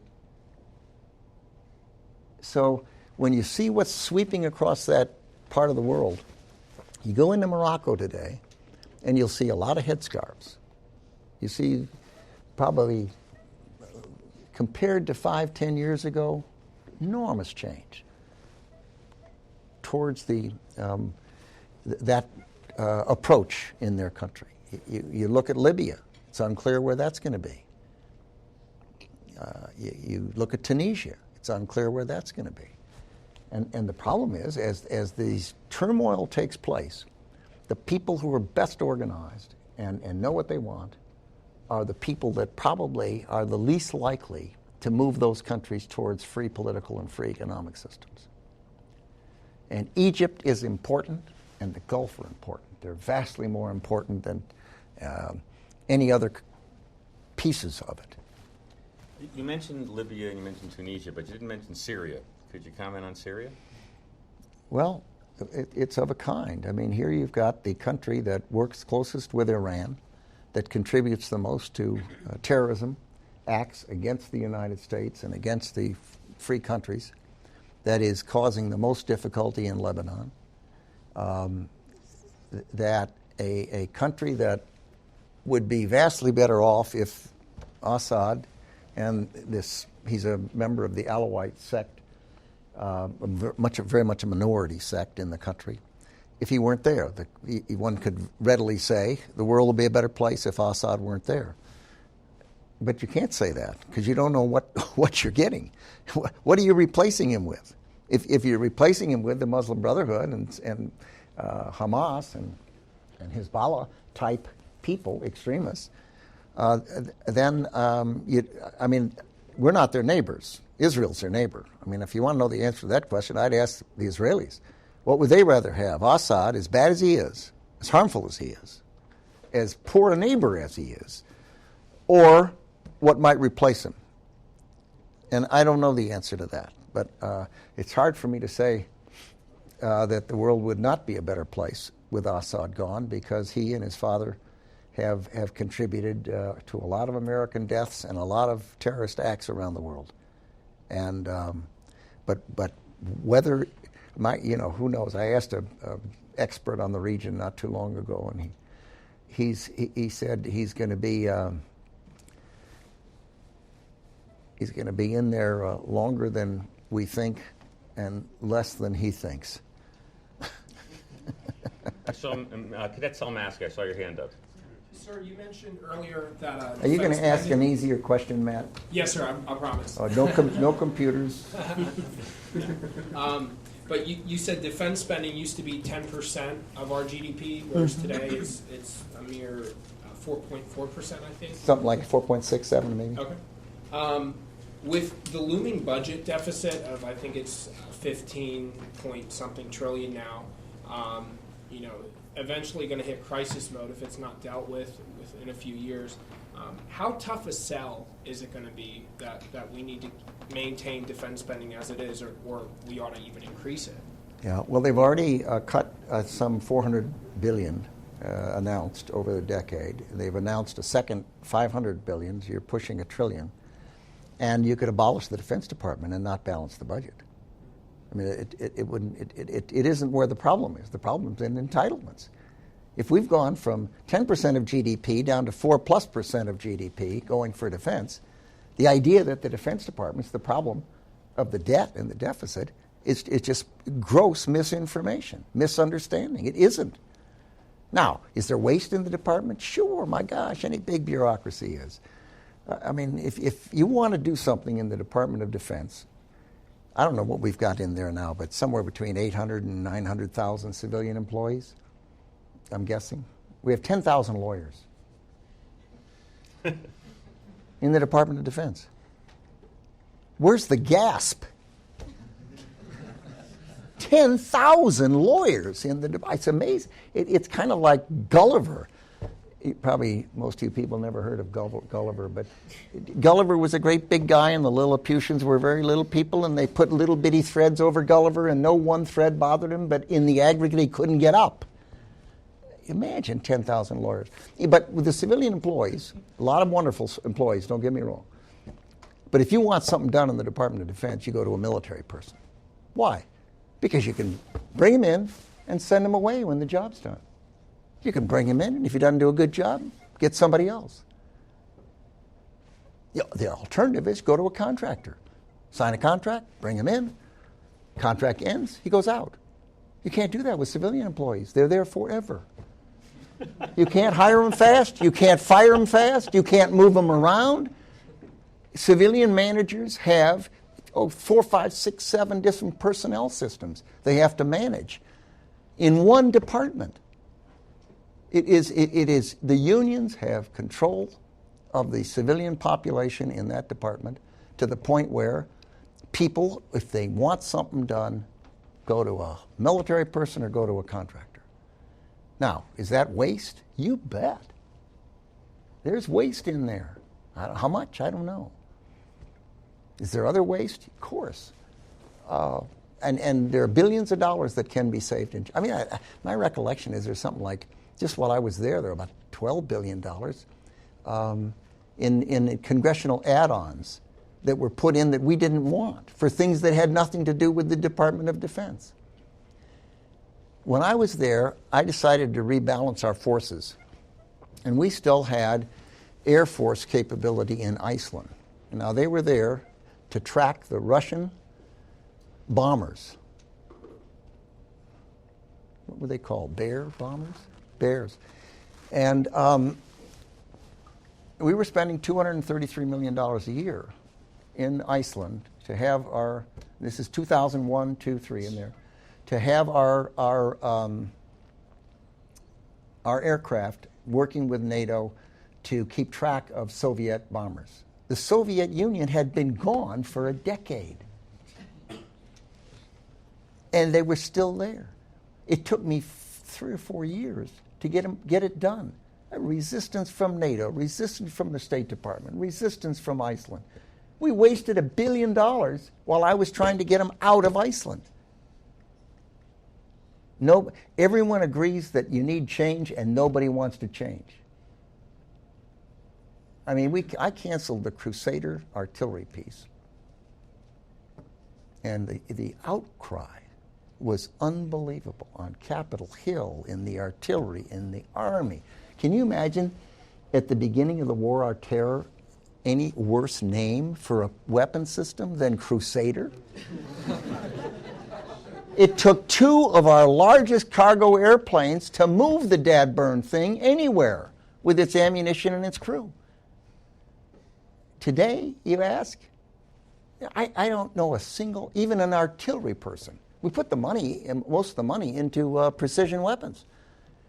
But I don't know even today an artillery person who doesn't agree that I did the right thing. But for 24 months, savage calls. The Army was furious. Who does he think he is? But thank God I did it. Mr. Ford. Yes, sir. Good afternoon, Mr. Secretary. Great. A lot of people would argue that the American way of war is total war. We found great success with it from the War of 1812 to World War II, and I think that we defeated the Soviet Union because we were prepared for total war. Mm-hmm. On the other hand, we've saw a lot of problems. We've had a lot of struggles with limited war. Was there a concern within the administration after 9/11 that we were unable or unwilling to take part in total war in order to defeat our enemy?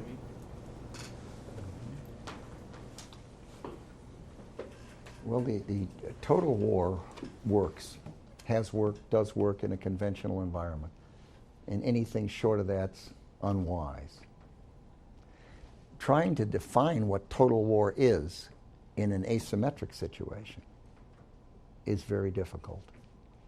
And it is, when I use the word difficult, that's probably the understatement of the day.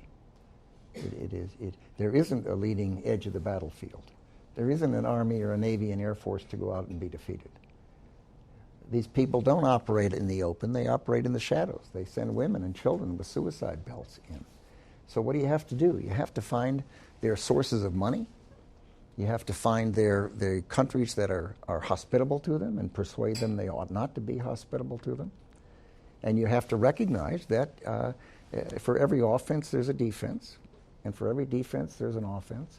And it's this way. It isn't as though you've got this fairly clean, conventional approach. It seems to me that answers your question. Do you think it does? Or are you uncomfortable with that answer? It's very uncomfortable, sir. Yeah. I think it's an uncomfortable predicament. It is a difficult predicament. But the answer is, does that answer your question? Or are you uncomfortable with the answer? How would you answer it? I would say that it's extremely difficult to consider total war at a tactical level. I don't think any time on our battlefield in battle we've had to consider what total war is defined in the tactical. In an asymmetric situation. Yes, sir. Mm-hmm. I mean, we're relying on the tactical corporal in the villages of, say, Fallujah, Ramadi, and we're putting a lot of pressure on these individuals to define or decide what lethal force is and how to use it. Yeah. It's an incredibly difficult task. I created a website to support my book, rumsfeld.com, and on it, I don't remember the year, but there's I remember the date for some reason. I think it was October 16th. I sent a note down to General Myers, and I said, basically, are we winning or losing? I don't think we have metrics. We know if what you measure improves.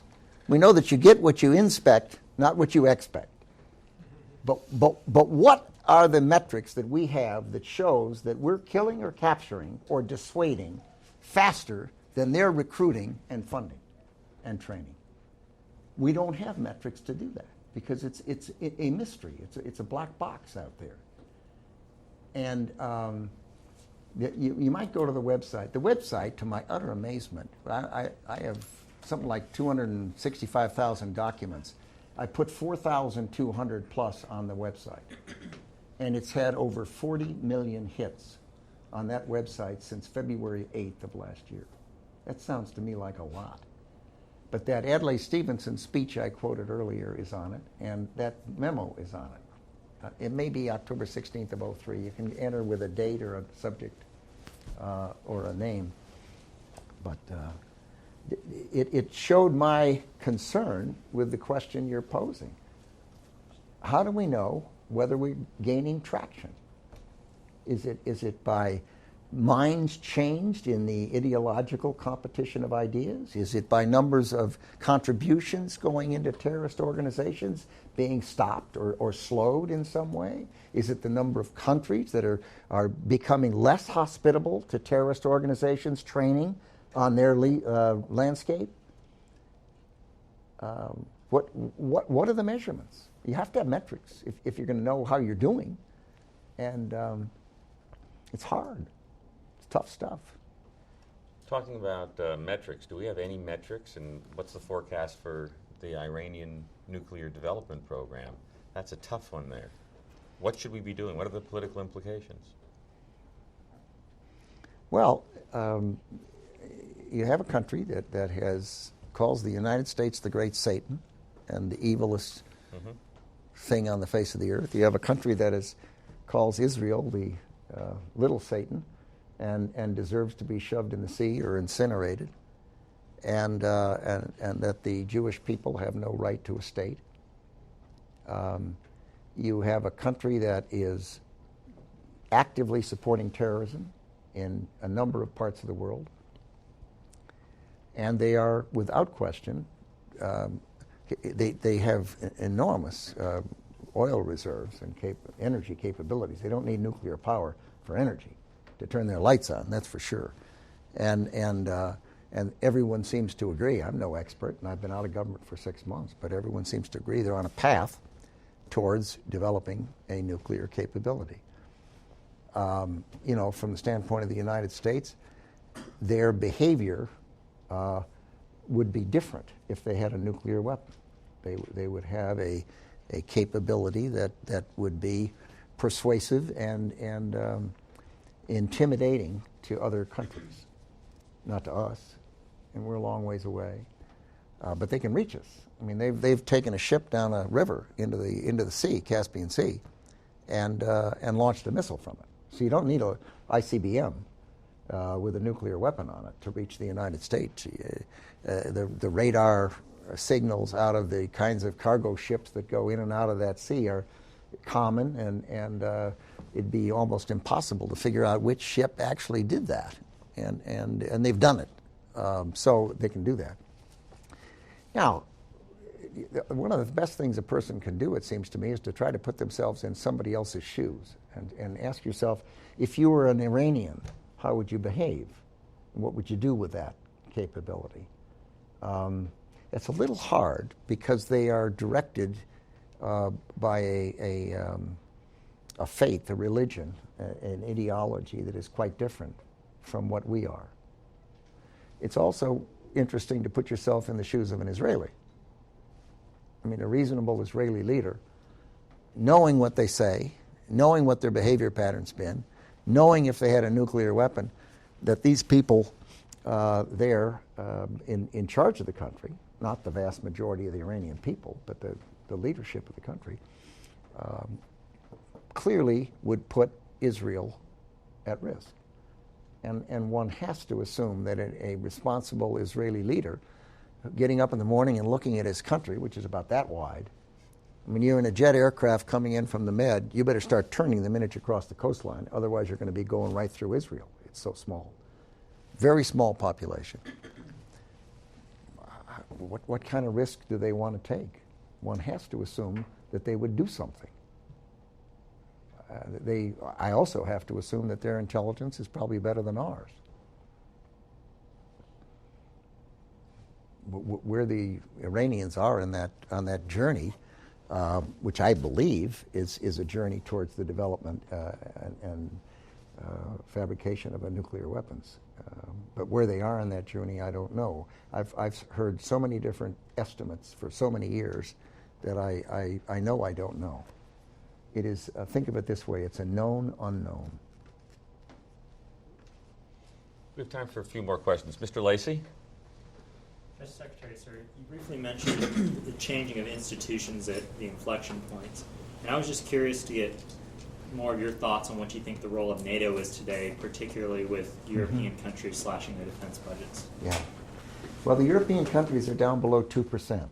NATO, if you take the United States out, aggregate it, the two highest percentage of GDP in NATO today, ex-US, are Greece and Turkey for the wrong reasons. And they're declining. In the aggregate, they're below 2%. Their social network is enormous and growing. Their demographics are bad. The chances of their doing anything to increase their defense capabilities are modest. Where does that leave you? NATO was organized to defend the NATO treaty area, Western Europe, North America. Most of the problems they face are external. And they're drugs and proliferation and piracy and various things that exist and that if you wanted to create NATO today, you couldn't. It's grown. When I was the ambassador to NATO in the early 70s, it was 14 countries in the military command and France in the political part, but not the military command. Today it's, 25 or something. And that's good that it's enlarged, in my view. A lot of the Warsaw Pact countries are in and others. But their problems are outside of NATO. Therefore, I think what they ought to do is they have a Partnership for Peace program. And they have relationships with a number of countries that are not NATO members at the present time. And that's a good thing because they develop the ability to work with NATO countries and the like. Georgia, for example, is one. The other thing they ought to do is develop some sort of a linkage with other like-thinking nations. I mean, you've got Singapore, Japan, South Korea, Australia, New Zealand, India, a number of countries that are democratic and they're not like Western Europe or the United States, but they have similar interests. They have freer political, freer economic systems.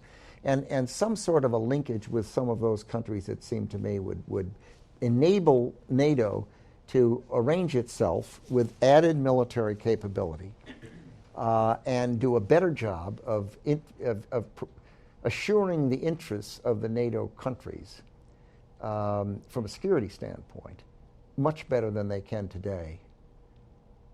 But that is a reach for them, if you will. And I think it'll happen. I just don't know how fast it'll happen. But that is the kind of an institutional change that they're going to have to make if they want to be relevant.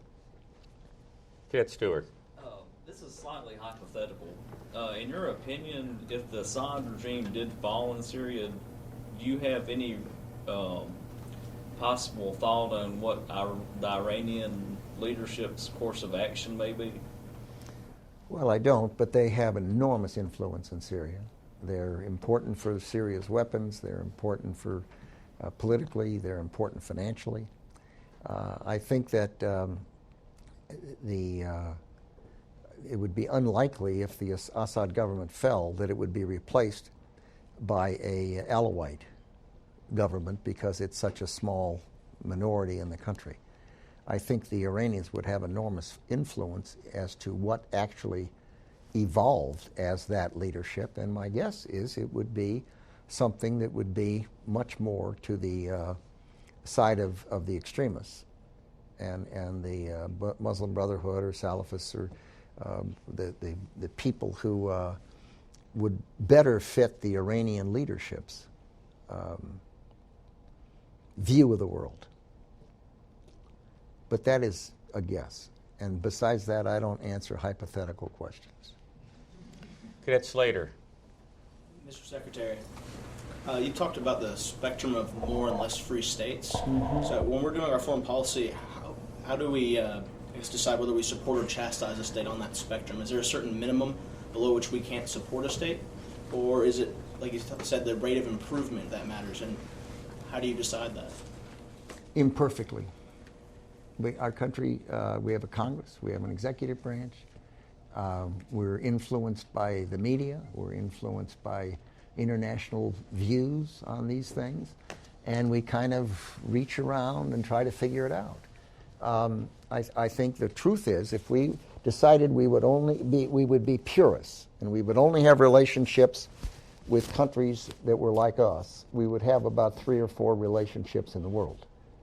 And then if we wanted to say we not only will only have relationships with countries that are exactly like we are, but we won't even have relationships with those countries unless they break relations with countries that aren't exactly like we are. Then we'd have nobody.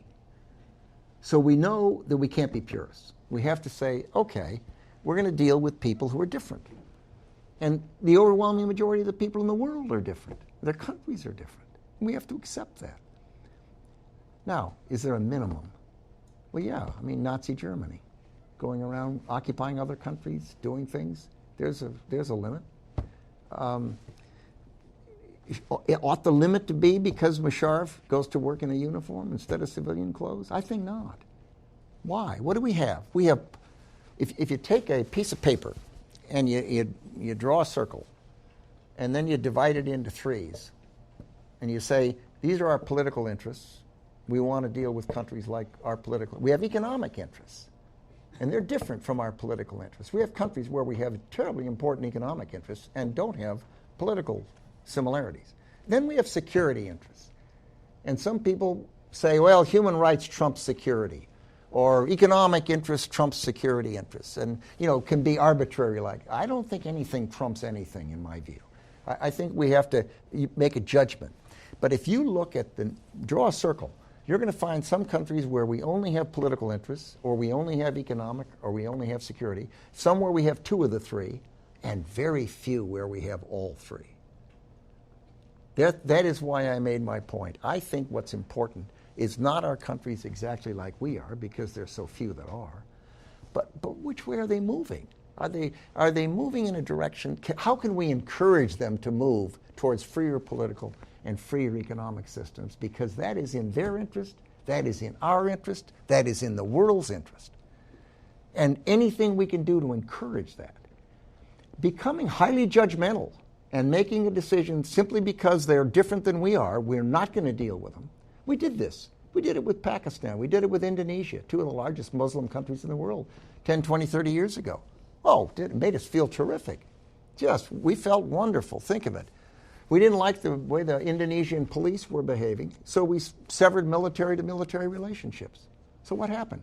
Decades went by with the largest Muslim country on the face of the earth having no military-to-military relationships with the United States of America. Now, wasn't that just wonderful? What did we help? All we did was deny us those relationships, deny them the ability to work with our fantastic military. We did the same thing with Pakistan. When 9/11 occurred, we didn't have military people in our country who had any linkages with the military in Pakistan. When the earthquakes occurred, we poured assistance in there in Chinook helicopters. And by golly, the next year, the favorite toy in Pakistan was a miniature Chinook helicopter. It did more to reduce support for bin Laden in Pakistan, our humanitarian aid, than anything else. What hurt us was we didn't have any military-to-military relationships to speak of. So I think one has to not try to make us feel good by saying, oh my goodness, that country is doing something we don't do. We don't believe in it. That's wrong. They shouldn't be doing it that way. Therefore, we're not going to deal with them. Who does that help? Does it make them more like us? Does it make them move towards freer political systems? No, not likely. So I don't know the answer. And it's, as I said, it's an art, not a science. And no one person decides it, even a president, because I think it was the Pressler Amendment in the Senate and the Congress that stopped our relationship with Pakistan. Could be wrong. It could have been Indonesia. But you know, I'll give you one other example. Right now, I don't have any idea who knew bin Laden was in Pakistan. If I'd been bin Laden, I wouldn't have told a soul where I was, except one person. And that person would be out interfacing, getting me what I needed, doing what I needed done, but I would not have told a lot of Pakistanis. And what is the common view in America? And I don't know, maybe it's right. Common view is, come on. He was within stone's throw of West Point of Pakistan. How could it be they didn't know? That's what they say. I was in the Pentagon for 6 years this last time. I don't have any idea what's going on in those estates up the Potomac River. 1 mile, 2 miles, 3 miles. Big walls, big trees. I don't know who's in there, and I don't know what's happening. And I know I don't know. Now, is it possible that someone in Pakistan knew? Sure. Does anyone have any evidence that they did? Not that I've heard. So what's happening? People are rushing to judgment. Here's Pakistan. You know, by golly, they're not helping us as much as they should. They got mad. They stopped us, our ability to transit their country to support Afghanistan. They started saying we can't use this base for this, that, or the other thing. They started threatening that it can't use overflight rights. So what do we say? Well, let's cut off military aid to Pakistan. And you get this action, reaction, rush to judgment. Well, by golly, when someone can come and tell me that they have hard facts that the Pakistani government, I don't mean some Pakistani, but Pakistani government, knew that bin Laden was there and were housing him and protecting him and being hospitable to him, then I'll believe it if I see some evidence. Until then, I don't know what's going on in those estates up the Potomac River from the Pentagon. When anyone driving up there looks at it, anyone could be in there. How many years did it take to find this guy Bolger? Was that his name, from Massachusetts? The 10 most wanted criminal on the FBI's list? I think it was 20, 30 years they were looking for this guy. They finally find him out in California. After decades, in our own country, we can't find us. The Department of Defense and the CIA are not perfect at manhunts. That's not what we do particularly. It's hard work. And it's difficult. But we're doing the same thing in Egypt right now. The Egyptians got mad, and they kept some Americans in and wouldn't give them visas to get out. One of them was the son of a Secretary of Transportation. People in the Congress started saying, cut off military aid to Egypt. I mean, my goodness, that's the only linkage we've got is that military-to-military relationship in Egypt right now. We sure don't have it with the Salafists or the Muslim Brotherhood in the parliament. We've got to be mature and not purists. I mean, I'd love to be a purist. I'm as easy to do that as anybody else. And then you have to say, well, wait a minute. What are the effects? What's really going to happen if I make myself feel good by saying, by golly, I'm not going to tolerate that? And I think it's hard in our country because we get worked up in the Congress and we get worked up in the press, and it does make us feel better if something wrong happens and we want to put our foot down and say, by golly, that's wrong and I'm not going to tolerate it anymore. And then you look at what happens. How would you like a failed state in Pakistan with all of those radicals in that country, with the intelligence organization infected with Taliban relationships, nuclear weapons? Imagine where we would be, much worse off. Does that mean there's not a limit? No, there is a limit. But where is it? Well, that's going to have to get sorted out by people above my pay grade. Our time is rapidly coming to an end, and you want shorter answers, I can tell. No. I'd like to continue much longer. I could do this for hours with you. The course is the conservative intellectual tradition in America. We started looking at conservatism, beginning with Aristotle, and we talked about the fact that the conservative movement really came together as a coalition, a fusion movement with traditionalists, libertarians, neoconservatives, really to fight the Soviet Union. That was the rallying cry. Mm-hmm. Soviet Union has come to an end. What will keep this coalition together? And the world's a better place for it. And the world's a better place for it. Is it Islam, radical Islam, that'll become the cohesion that keeps the movement together, or will the movement dissipate? Where do you see it heading? Well, it has been a as you suggest, a coalition, and coalitions tend not to be permanent. They tend to evolve in some way as circumstances evolve. I think clearly the continuing threat from Islamists and radical Islamists is something that causes a large fraction of our population to recognize that we need to behave in a certain way that protects the American people. I think the excesses we've seen in terms of the debt and the deficits, and the reality that we have a model in Europe that has demonstrated that it doesn't work, and that we would make a terrible mistake to model America on Western Europe. And I think these kinds of issues, as well as social issues that people discuss in the political context, are going to undoubtedly cause differing people to different extents to be part of what has been now, during my adult lifetime, a conservative movement that has ebbed and flowed. It has become a majority and then less so, depending on circumstances. And I think that necessity is the mother of invention, that fear does focus the mind. And I think that the events of 9/11 and the large number of terrorist activities at various places around the world, and the recognition that the lethality of weapons today is sufficiently different that it changes our margin for error.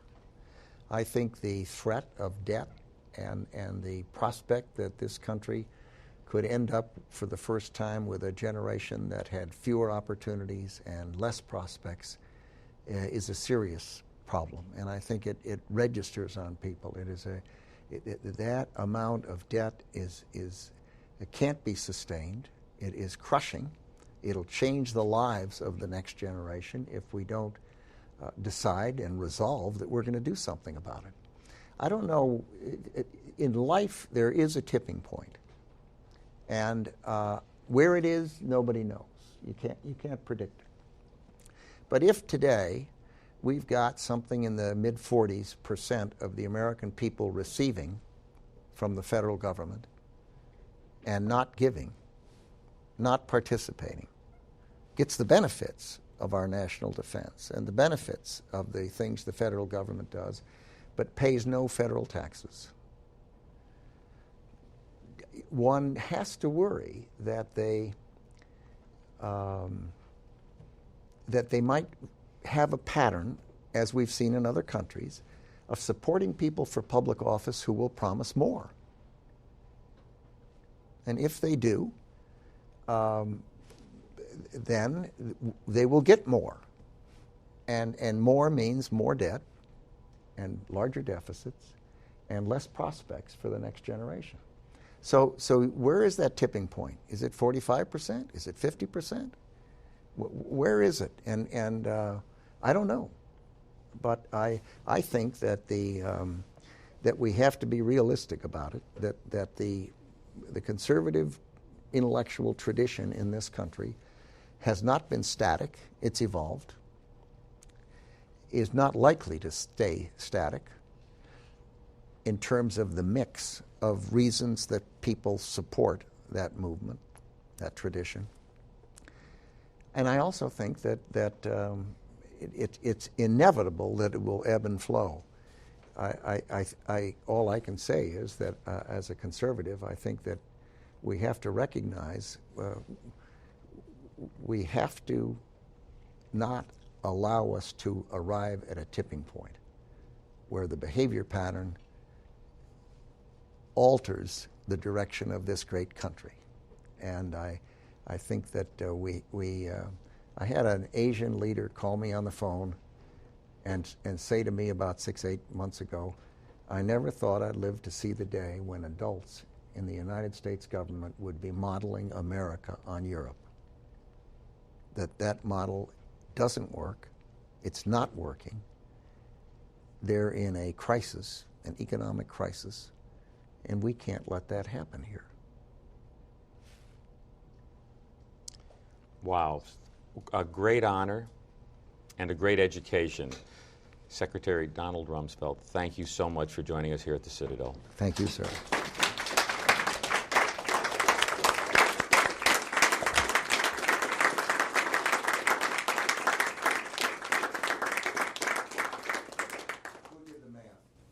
What year does it take it back to? 1772, sir. Engineering major? It probably worked better when I was only 78. Then it would have taken you. All right. Thank you. Thank you all. Gentlemen, the reading for next week, please. Thanks for listening to C-SPAN's Lectures in History. You might be interested in C-SPAN's newest podcast, Book Notes Plus. Brian Lamb has wide-ranging conversations with authors and historians. The 30-minute podcast is available every Tuesday. Find it and follow wherever you get your podcasts.